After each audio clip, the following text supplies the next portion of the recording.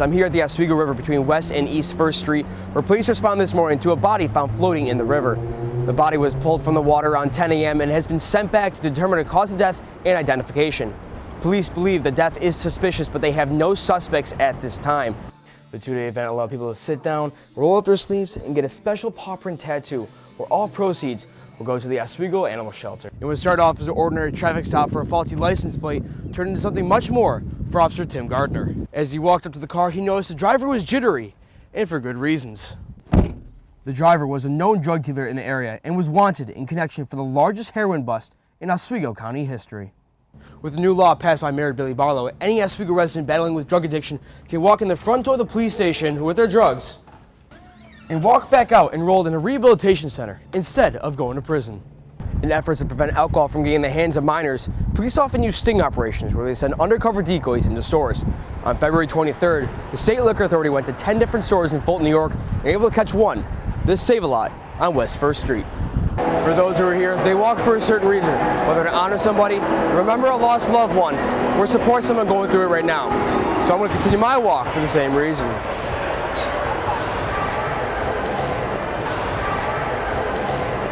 For WTOP 10, I'm DJ Manu. For Windhausen, the word rebound has multiple meanings. After a year-long battle with leukemia, her ability to overcome it now gives her the chance to get back on the court and get this version.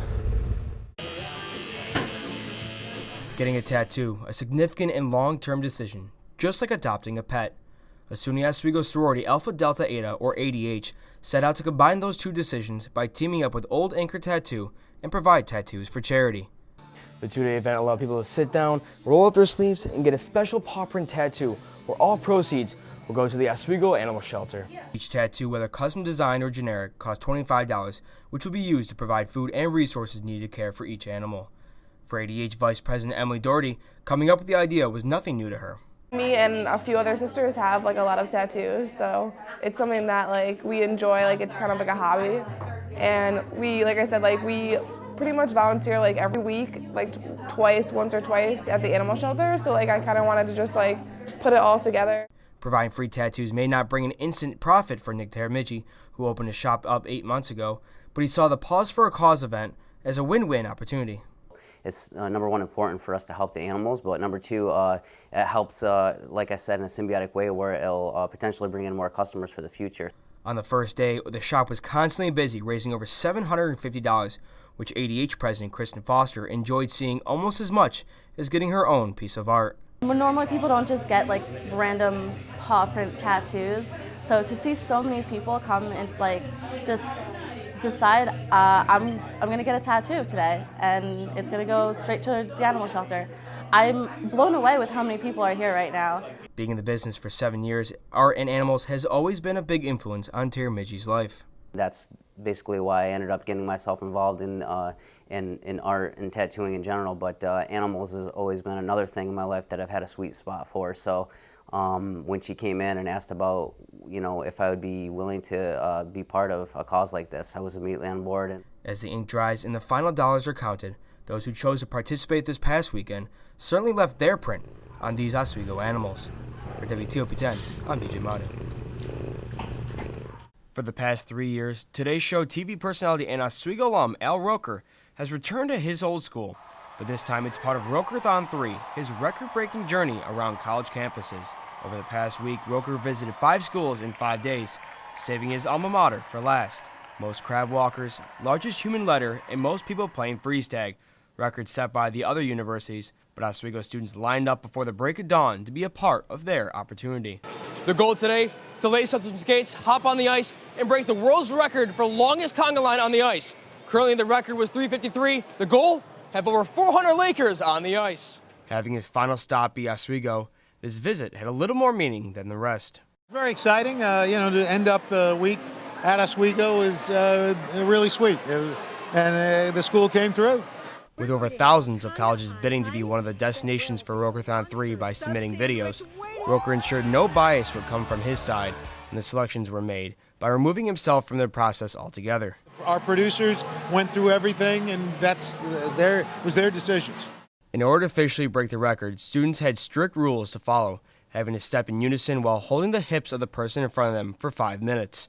If at any point the line broke, someone fell, or messed up the moves, the attempt would be disqualified.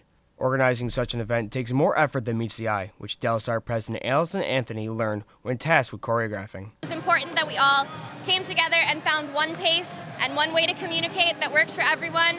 Doing that with 500 plus people was challenging, but we got it done.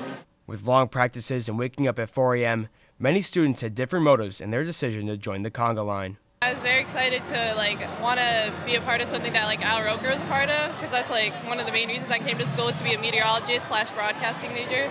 Can't wait to look back and say I broke a world record with some of my best friends, met one of the most famous, news personalities ever. So I'm going to remember that for a long time. For those who took the opportunity, in the end, it paid off. The existing record was 353 people doing the longest conga on ice. Today at Oswego, we had 593. It's a new Guinness World Records title. For WTOP 10, I'm DJ Manu.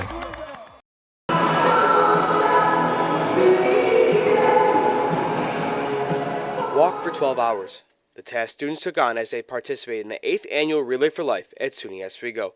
Relay for Life, which partners with the American Cancer Society, works to provide help for cancer patients while finding a cure. During the overnight event, teams set up around the Maxfield Gymnasium with different games and food in order to raise money for resources that have saved lives, including 16-year breast cancer survivor Randy Martuzik. I don't think people realize just how important and how meaningful it is to us. The money that you raise here funds research, and some of that research actually helped save my life. For Martuzik, she's no stranger to events like this, as she's helped walk and organize the Oswego Fulton Relay for 19 years. I did it before I had cancer, and then it became even more important after. This year's theme was centered around superheroes, which had a more literal meaning to co-relay chairman Ina Chen. We ended up really liking the superhero theme, also just because everyone that are survivors of cancer, they're kind of a hero in a way. With performances by Del Sart, challenges scattered throughout the night, and music, students found ways to keep themselves entertained or catch some rest as they worked their way to raise a total of $17,500. I'm walking for my mom, For my uncle, my grandpa, for my dad, for my aunt, for my friend. For those who are here, they walk for a certain reason, whether to honor somebody, remember a lost loved one, or support someone going through it right now. So I'm going to continue my walk for the same reason.